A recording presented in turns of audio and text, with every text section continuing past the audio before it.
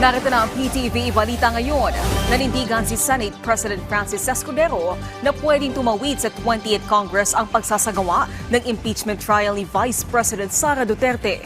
Paglilinaw ng senador, wala pa kasing formal na inihahain na resolusyon para ipabasura ang impeachment trial ng Vice-Presidente.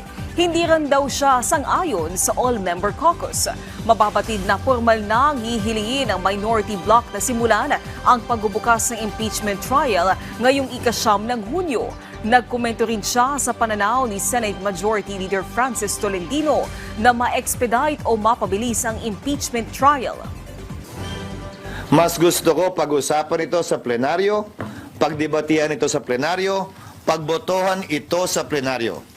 Wala kaming tinatago at wala akong nais itago ang Senado. Hindi ako sang-ayon kay Senator Tolentino sa bagay na yan. Sinabi ko na yun noon.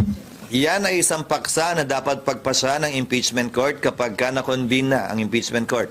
Pangalawa, saan ba nakasulat na objective namin abbreviate o ipadali o padaliin o paikliin ang proseso?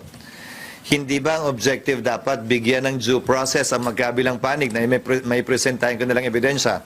Pangatlo, hindi ako sang-ayon sa paniniwala niya na hindi tatawid ang impeachment complaint sa susunod na Kongreso. Bagaman ang opinion ko ngayong 19th Congress ay hindi binding sa 20th Congress, ito'y pagpapasyahan muli ng 20th Congress. Patuloy na sinisiguro ni Pangulong Ferdinand R. Marcos Jr. na nakahanda ang mga pampublikong eskwelahan bago magsimula ang pasukan. Ngayong araw personal na ininspeksyon ng Pangulo ang Brigada Eskwela sa Tibagan Elementary School sa Bulacan. Binisita niya rin ang Khan Academy Powered Classroom upang matutukan ang digital literacy ng mga mag-aaral. Samantala, nag-inspeksyon din ng Pangulo sa Barihan Elementary School sa Malolos City upang tiyakin na nakahanda ito sa panahon ng tag-ulan.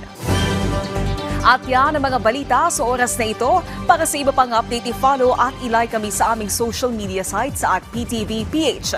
Ako po si Naomi Timurcio para sa Pambansang TV sa Bagong Pilipinas.